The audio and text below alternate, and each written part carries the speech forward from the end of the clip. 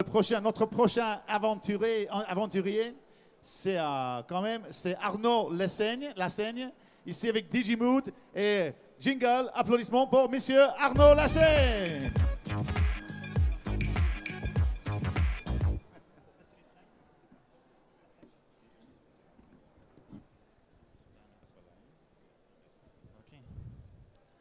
Bien.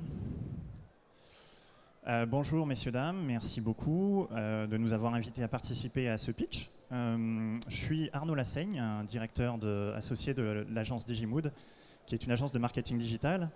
La problématique qu'on adresse, c'est celle de l'efficacité budgétaire web marketing, budget web marketing qui peut très vite flamber dans ses coûts. Donc, on a une conviction qui est qu'aujourd'hui, il y a de multiples canaux pour une marque d'acquérir son trafic qui va lui permettre de booster son business. Il y en a deux principaux qui sont sur les 46 millions d'internautes qu'il y a en France. Il y en a 44 millions sur Google chaque mois et plus de 40 millions sur Facebook. Donc, notre conviction, c'est que maîtriser ces deux canaux d'acquisition de trafic en priorité, ça va permettre aux marques d'accomplir déjà une bonne partie de leur stratégie d'acquisition de trafic, justement. Et ça, comment le faire? C'est de proposer une approche unifiée entre le SEO, qui est donc l'acronyme du référencement naturel, le SIA, qui est l'acronyme pour les liens sponsorisés, donc la partie payante de Google, et une partie qui prend de plus en plus de poids, qui est le social ads, puisque aujourd'hui, en gros, quand il y a 3 $ d'investis sur Google par les annonceurs, il y en a 1 sur Facebook à l'échelle mondiale. Donc ça veut dire qu'aujourd'hui, ce ratio, grosso modo, de 3/4 Google à 1/4 Facebook, je ne pense pas qu'il soit appliqué par la majorité des annonceurs en France. Et pour nous, il y a un vrai bénéfice à traiter ces canaux ensemble pour avoir un effet de levier des uns par rapport aux autres pour booster les performances des campagnes. Comment on fait ça et ce qui nous différencie en partie? C'est une approche à la fois humaine de conseil avec la qualité des personnes qui vont accompagner les marques avec lesquelles on travaille. On est une agence certifiée Botify qui est un outil de référence sur le référencement naturel. On a nos consultants qui sont certifiés Google où on est dans la catégorie premier, le top 3%, également sur Facebook avec la certification Blueprint.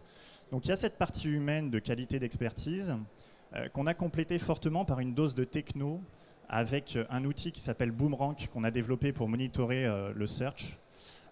Et sur la partie social ads, on s'appuie sur un outil qui s'appelle Campaign, qui va permettre de se connecter à plus de 500 API, en plus de toutes les données Facebook qui vont permettre d'optimiser les campagnes. Ce que ça peut donner concrètement en termes de performance, cette approche réfléchie, commune SEO SIA dans un premier temps, déjà, c'est que en boostant le SEO, voilà, on a des performances, c'est un des points forts de l'agence, et ça fait un vrai effet de levier, puisque typiquement pour un client, on a boosté son SEO de l'ordre de x7, x8, vous voyez la courbe de progression. Et en parallèle, en pilotant les campagnes SIA par rapport, non pas, c'était un site qui avait énormément de combinaisons de produits, donc non, en pilotant les campagnes par rapport à ce que le SEO générait déjà, ça a permis d'améliorer les performances, en gros de diviser tous les coûts par 2, et donc de libérer la moitié de son budget SIA pour le réinvestir, ça n'a pas été le cas, mais ça aurait pu être le cas, en social ads.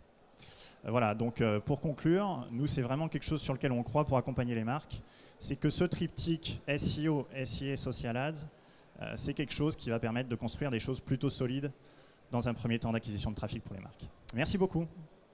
Merci beaucoup Arnaud. Est-ce qu'il y a des questions du jury? Voilà Antoine. Bonjour.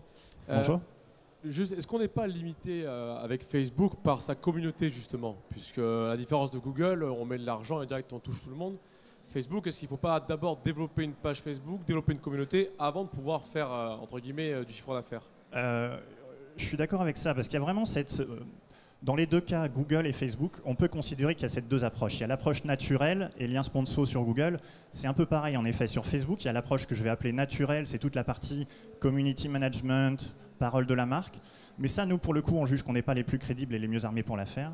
Et après, il y a la partie ads qui, là, est de plus en plus une copie de l'interface de Google et où il y a à la fois une vraie expertise, du coup, dans la maîtrise de la plateforme ads.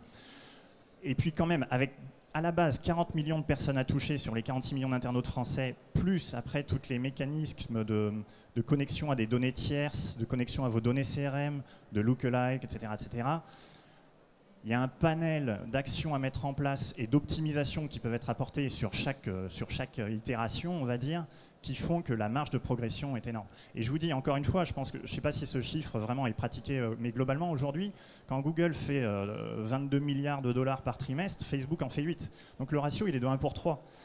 Et donc ça veut dire qu'il y a vraiment quelque chose à faire. Et nous, on en a pris conscience il y a 1 an et demi, 2 ans pour les marques, de dire on n'est pas du tout sur ce ratio-là. On est évidemment beaucoup sur Google AdWords. Et donc d'essayer de combler cet écart. Ok, d'autres questions? Gwenaëlle, Nicolas? Merci. Bonjour, merci également pour cette présentation. Vous parlez Ouais. beaucoup de Facebook. Qu'en est-il des autres réseaux du style Pinterest? Oui, bien sûr. Alors, Facebook, c'est vraiment le premier parce qu'en plus, c'est Facebook, Instagram. Donc, Facebook, Instagram, voilà, ça couvre déjà. Après, il y a en effet Twitter, il y a en effet LinkedIn qui vont être plus dans des cadres de cible B2B. Mais pour les acteurs qu'on accompagne sur le B2C, des e-commerçants qui s'adressent au B2C, la priorité, c'est Facebook, Instagram, où il y a déjà beaucoup de choses à faire. Il y a Pinterest, en effet, mais ce qu'on se dit, c'est une fois encore, je crois, en gros, Facebook, c'est 1,8 milliard d'internautes dans le monde. Pinterest, je crois que je ne sais plus si c'est 200 ou 400 millions, ce qui est déjà bien. Mais concrètement, le travail qui est à faire sur Facebook pour maximiser, il y a déjà énormément de choses à faire.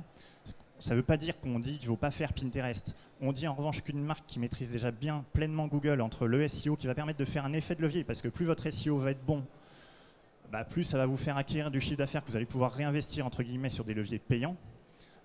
Et c'est là où ça a un vrai effet de levier.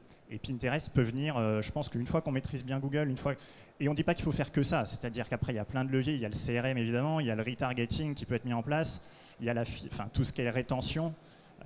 Mais on va faire déjà avec ces 2 leviers-là une grosse partie du job d'acquisition. Ok, Nicolas. Bonjour. Bonjour.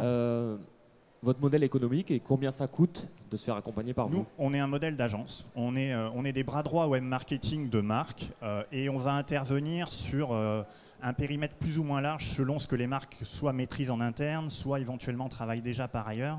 Donc après, on est sur des modèles de consulting finalement et de trouver un deal qui convienne à tout le monde et qui fait que nous, on aura suffisamment de ressources pour bien travailler, puisque finalement, on est des gestionnaires de patrimoine de la fortune des marques, quoi. Grosso modo, il faut qu'on... Et avec en revanche la partie référencement naturel, où là, notre rôle, c'est d'avoir un vrai effet de levier, comme on l'a montré tout à l'heure, parce qu'à partir du moment où on le fait décoller, on apporte des ressources aux marques pour réinvestir sur des leviers payants. Merci. Ok, merci Arnaud, merci beaucoup. Merci le jury. Rappelez-vous que vous pouvez voter aussi, vous aussi, le public. Merci. Voilà. Ok, super. Voilà. Alors, notre dernier pitch des Challenge e-Business.